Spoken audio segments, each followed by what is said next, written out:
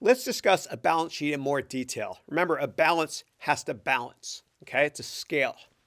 All right. So a balance sheet will tell you what stuff do I have and do I own it or do other people, okay?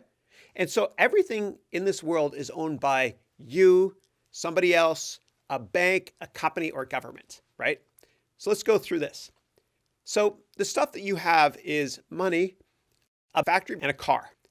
And in terms of who owns that stuff, it's either the bank, right?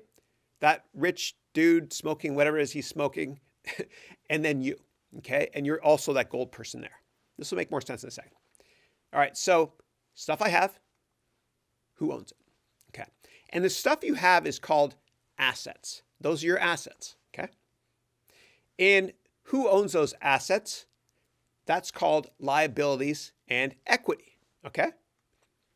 And so assets is, again, stuff you own. Liabilities is a bank that owns your stuff. And then equity is people that own your stuff, including yourself, okay?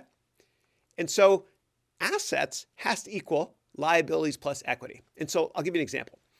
That car there, let's pretend it's a Toyota car, okay? You own it, right? Well, you finance it actually, right? So you own part of it.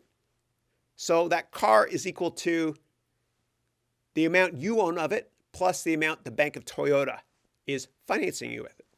Same thing could go for a house. That factory pretends it's a house. You own that house, right? It's owned by Wells Fargo, partially, right? Big mortgage company, for example, and you. And so everything that's an asset has to balance with a liability or an equity position in that asset. And so the scale has to always balance, okay? And a balance sheet is a snapshot in time, okay? It just tells you what do you own or what do you owe at this moment.